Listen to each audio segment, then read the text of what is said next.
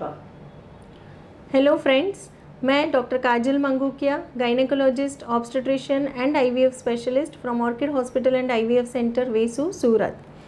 नमस्कार, आपका स्वागत है ऑर्किड पेशेंट्स अवेयरनेस सीरीज़ में।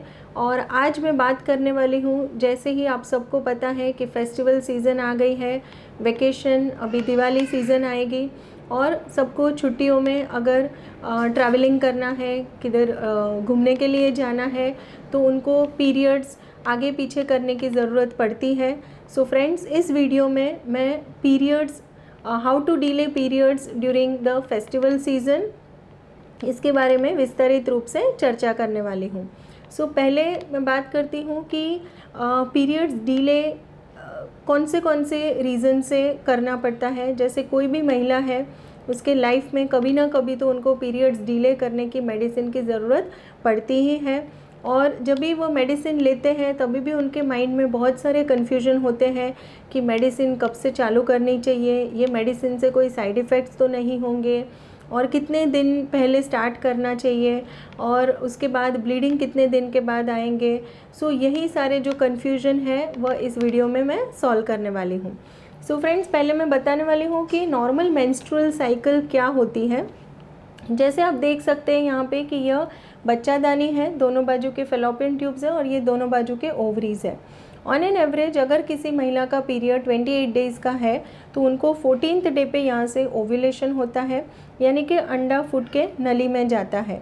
जब भी इन महिला में फॉर एग्ज़ाम्पल कुछ कॉन्ट्रासेप्टिव यूज़ कर रहे हैं या तो फर्टिलाइजेशन नहीं होता है, यह जो एग है उसका अगर फर्टिलाइजेशन नहीं होता है तो यह जो एग है वह अनयूटिलाइज्ड होता है, यानी कि पेशेंट को विड्रॉल ब्लीडिंग आती है।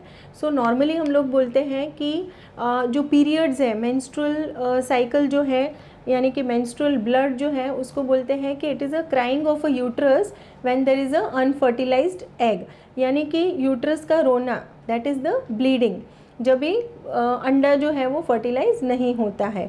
सो इसका रीज़न होता है कि पीरियड्स क्यों आते हैं। जब भी आपके बॉडी में ईस्ट्रोजन और प्रोजेस्टेरॉन, यह दो हार्मोन्स होते हैं। सो जो इनिशियल 14 डेज़ होते हैं तभी बॉडी में ईस्ट्रोजन का जो लेवल होता है वह बढ़ने लगता है, जिसकी वजह से आपका यूट्रस का अंदर लेयर डेवलप होता है। आफ्टर 14 डेज़ के बाद जो होता है that is a progesterone hormone. लेकिन जब भी आपको पीरियड्स शुरू होने वाला होता है उसके विदिन 3 to 5 डेज़ पहले जो हॉर्मोन्स है उसका लेवल कम होने लगता है, एंड उसकी वजह से जो ब्लीडिंग होता है उसे हम विथड्रॉल ब्लीडिंग बोलते हैं। सो बेसिकली जो पीरियड्स डिले करने के लिए मेडिसिन्स आते हैं वह सारे प्रोजेस्टेरॉन हार्मोन के डेरिवेटिव्स होते हैं, प्रोजेस्टेरॉन हार्मोन के कंपोनेंट्स होते हैं। सो इसकी वजह से क्या होता है कि आपके बॉडी में जो प्रोजेस्टेरॉन हार्मोन है उसकी मात्रा कंटिन्यूअस व लेवल पे मेंटेन किया जाएगा। तो अभी मैं आपको बताना चाहती हूँ कि कितने समय पहले आपको यह जो मेडिसिन है वह स्टार्ट करनी चाहिए। सो जनरली ऐसा होता है कि जैसे मैं गायनेकोलॉजिस्ट हूँ, काफ़ी रिलेटिव्स के भी फ़ोन आते हैं कि अभी 2 दिन के बाद पीरियड्स आने वाला है लेकिन अभी डिले करना है तो कैसे करें। तो फ्रेंड्स, यहाँ पे आपको ध्यान रखना है कि यदि आपका कोई भी ऐसा ट्रैवलिंग है या ऐसा कोई जर्नी है कि आपको पीरियड्स डिले करने हैं तो एटलीस्ट 1 वीक प्रायर, यानी कि 7 डेज़ पहले आपका जो एक्सपेक्टेड डेट ऑफ पीरियड्स है उसके 7 डेज़ पहले आपको यह मेडिसिन स्टार्ट करनी है। यह जो मेडिसिन है उसका डोज जो है वो आपके फैमिली डॉक्टर या तो गायनेकोलॉजिस्ट जो रहते हैं उनको पूछताछ करके उसके बाद ही आपको स्टार्ट करना है, और फिक्स टाइम पे यह मेडिसिन लेना बहुत ही ज़रूरी होता है। अभी कई लोगों का सवाल होता है कि मैम 7 डेज़ पहले क्यों स्टार्ट करना चाहिए। बिकॉज जनरली यह जो प्रोजेस्टेरॉन हार्मोन आपको मैंने बताया उसकी जो लेवल कम होने की शुरुआत है वह 3 to 7 डेज़ पहले होने लगती है। एक बार आपका ये बॉडी में प्रोजेस्टेरॉन हार्मोन की मात्रा कम होने की शुरुआत हो गई है, उसके बाद अगर आप यह मेडिसिन लेते हैं डिले करने के लिए तो कभी कभी पॉसिबिलिटी ऐसी भी है कि आपने मेडिसिन खाया है पीरियड्स डिले करने के लिए, उसके बावजूद भी आपके पीरियड्स आ जाते हैं। सो आपका जो पर्पज़ है डिले करने का वह सर्व नहीं होता है। दूसरा कि यह जो मेडिसिन है obviously it is a hormone based medicine, progesterone hormone जैसे मैंने बताया। सो माइनर साइड इफ़ेक्ट्स जो होते हैं दैट इज़ नौशिया जैसा फील होता है, ब्लोटेड फील होता है, काफ़ी पेशेंट रहते हैं उनको थोड़े बहुत एक्ने वगैरह आते हैं, गैस्ट्राइटिस का, एसिडिटी का इश्यूज़ होते हैं। सो यह सारे कॉमन साइड इफ़ेक्ट्स होते हैं यह मेडिसिन की वजह से। एंड इट इज़ एडवाइजेबल कि बार बार यह मेडिसिन आपको नहीं लेनी है।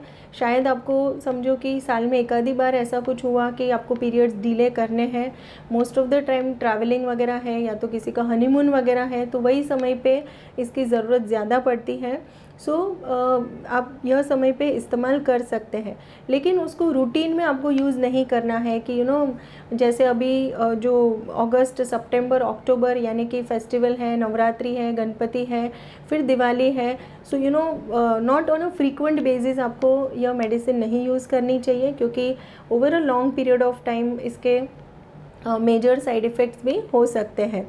दूसरा कि काफ़ी बार मैंने देखा है कि जो रिचुअल्स हैं कि घर में जैसे रिलीजियस बैकग्राउंड पे भी काफ़ी लोग पीरियड्स डिले करने के लिए मेडिसिन लेते हैं। तो फ्रेंड्स यहाँ पे थोड़ा मुझे हाईलाइट करना है कि यह जो मेंस्ट्रुअल फ्लूइड है यह कोई गंदा फ्लूइड नहीं है, आपके बॉडी का ही यह एक फ्लूइड है। और यह जो फ्लूइड है जहाँ पे बच्चा चिपकता है वह वाला एंडोमेट्रियल लाइनिंग जो है वह शेड ऑफ होता है। सो आप ज़्यादा से ज़्यादा यह चीज़ को स्प्रेड करें कि ड्यूरिंग पीरियड्स जो रिलीजियसली हम बिलीव करते हैं या जो थॉट प्रोसेस है यह गलत है। It is actually normal menstrual cycle आना एक अच्छी बात है, आपकी बॉडी हेल्दी है, तंदुरुस्त है, इसीलिए आपको रेगुलर पीरियड्स आते हैं। और बार बार ऐसे रिचुअल्स के लिए उसको मेडिसिन को खाना भी एडवाइजेबल नहीं होता है।